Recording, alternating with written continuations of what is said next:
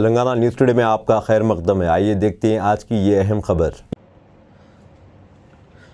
अस्सलाम वालेकुम रहमतुल्लाहि बरकातुहू। South Indian Muslim Personal Law Board के जानिब से मैं Rashid Sharif, president South Indian Muslim Personal Law Board, एक लेटर 12 तारीख को मौलाना विखारुद्दीन लताफ़ी साहब एक इशू करे हैं कि ये south Indian Muslim Personal Law board नाम निहायत खुद साख्ता इस तरीके से अल्फाज इस्तेमाल हुए हैं। जब विखार साहब को, मौलाना विखार साहब को कुछ पता नहीं है तो इस तरीके का लेटर, इस तरीके की गुफ्तगू करना नहीं चाहिए।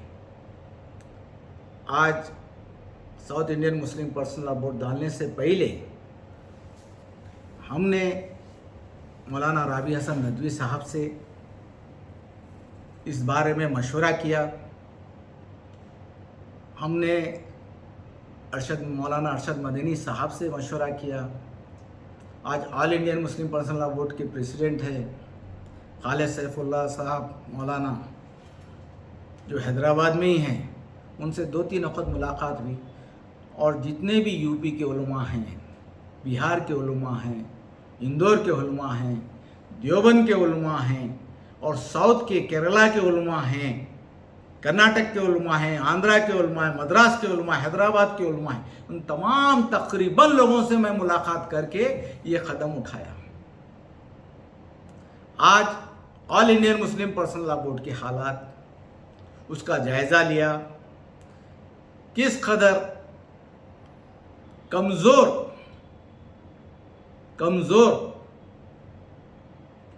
आज एक all Indian Muslim Personal Law board बना हुआ है। आज हमारी बाबरी मस्जिद चले जाती है, पूरे केसेस होंदे हो जाते हैं। ट्रिपल तलाक का मसला वो भी होंदा हो जाता है। यानी बाबरी मस्जिद नीचे सेलर में है, सो पूजा की इजाज़त दी जाती है। ये तमाम चीज़ें देखते हुए, ये तमाम चीज़ों को मद्देनज़र रखते हुए मैं तमाम उलमाओं से बात किया, और बात करके साउथ को जो हो सकता, जो बिल्कुल 5 स्टेट जो करीब करीब के हैं, कोई ऐसा माहौल पैदा ना हो, कोई मुसलमानों के खिलाफ ऐसी हरकत ना हो, कोई शरीयत में मदाखिलत ना हो, इसके लिए मैं ये सोच के 5 स्टेट को खरीब कर लिया। खरीब करके इन तमाम उलमाओं से बात करके एक जमात है सो South Indian Muslim Personal Law Board कायम करने के लिए उनसे मशवरा किया।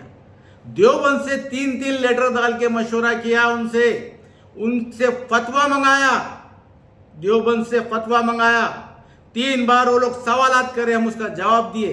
उसके बाद वो बताए कि हाँ, ये खैर का काम है, आप कर सकते, ये खैर का काम है, आप बराबर कर सकते।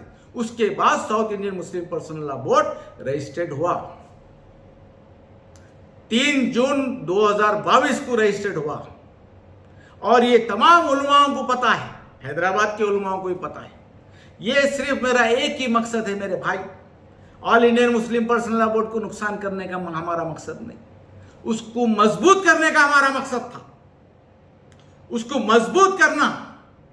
5 स्टेट में जैसा कि हिजाब का मसला आया, क्या आप आते वहां से, यूपी से?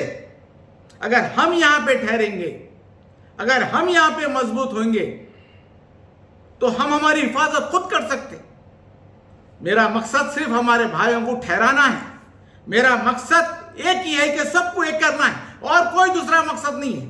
ये मैं अपनी south Indian Muslim Personal Law board अपने जेब के खर्चे से कर रहा हूं, और इंशाल्लाह करते रहूंगा।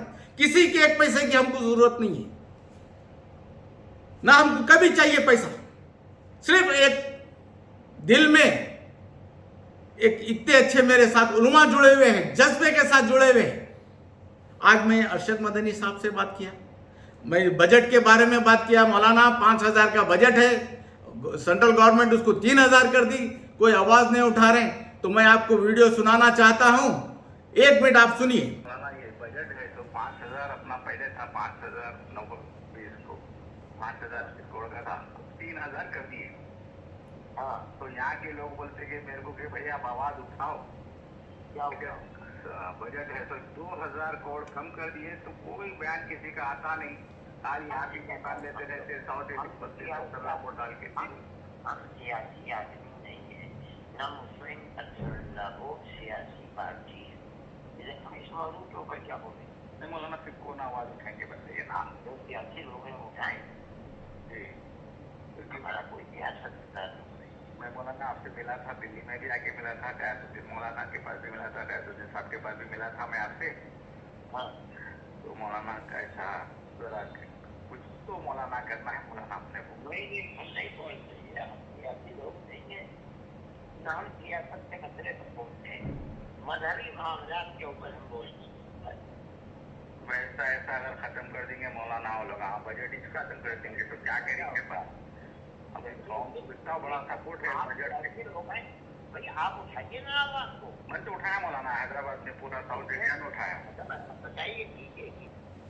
खुद मौलाना अरशद मदनी साहब खुले अल्फाज में बता चुके हैं कि all Indian Muslim personal board Jamiatul उलमा मजहबी है, हमको सियासत से कोई ताल्लुक नहीं है।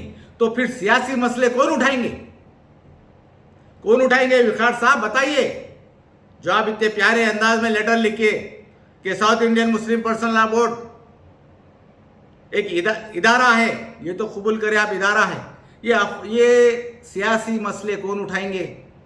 आप लोगों का सिर्फ आपका all Indian Muslim Personal Law board, सिर्फ यहाँ के लोग बोलते हैं, उलमा बोलते हैं कि खाली बिहार बोर्ड है, वो खाली बिहार बोर्ड है, वो ऑल इंडिया नहीं होता। तो सर मैं ये बोलना चाह रहा हूँ कि ऐसो आप आपका काम करिए, मजहबी काम आप लोग करिए, और इसी तरीके से जिस तरीके से south Indian Muslim Personal Law board है, उसी तरीके से मैं चाहूँगा कि नॉर्थ इंडिया में भी North India Muslim Personal Law Board हो, East India Muslim Personal Law Board, West India Muslim Personal Law Board. इस तरीके से आपको खुश होना चाहिए कि आपकी ताकत बढ़ रही है, और सियासत में काम करने दीजिए। आप इस तरीके के अगर और 3 बोर्ड आते हैं तो आप और मजबूत होते हैं। आपको डर किस बात का? आप क्यों डर रहे हैं south Indian Muslim Personal Law board से? अरे जो हम काम कर रहे हैं सर, आज मैं हमारी खुद टीआरएस हुकूमत जो थी यहाँ पे, उनको खुद मैं नोटिस भेजा हूं कि भाई तुम फलाना फलाना वादे करे थे, पूरे नहीं करे, अगर ये तारीख तक आप पूरे नहीं करेंगे तो मैं आप पे लीगल एक्शन लूंगा। हैदराबाद में बैठ के तेलंगाना हुकूमत को बताया।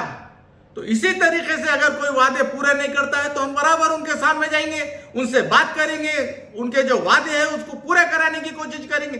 साउथ में तो ये काम कर रहे हैं और ये काम को कोई रोक नहीं सकता, और खुदा के वास्ते ये काम करने दीजिए। हम यहाँ पे है सो सिर्फ मुसलमानों के लिए नहीं, हिंदू भाइयों के लिए भी अपील कर रहे हैं कि एक दूसरे से मिल के रहो, एक दूसरे का साथ मत छोड़ो। ऐसे कई पार्टी आएंगे, बीजेपी के जैसे, आरएसएस के जैसे कई आएंगे, मगर आप लोग है सो अपने अखलाक का मुजाहरा करते हुए भाईचारा बरकरार रखो।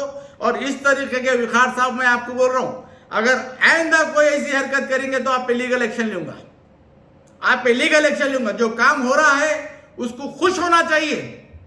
हाँ, अगर कुछ टेढ़ा काम हो रहा बराबर आप बोल सकते हैं, क्योंकि अच्छा काम हो रहा, पूरे उलमा साउथ के मेरे साथ जुड़े हुए, तो आपको इस तरीके की हरकत नहीं करना चाहिए। और आइंदा के लिए मैं समझा रहा हूं कि कोई और आप ऐसे बिल्कुल south India Muslim Personal Law Board एक इस तरीके से ऐसे उलमाओं से जुड़ा हुआ है, इस तरीके से काम हो रहा है। मैं जानता हूं किस कदर है सो माशाल्लाह कितनी अच्छी सोच रख के सब आगे बढ़ रहे हैं, तो आप भी है सो अच्छी सोच रखें।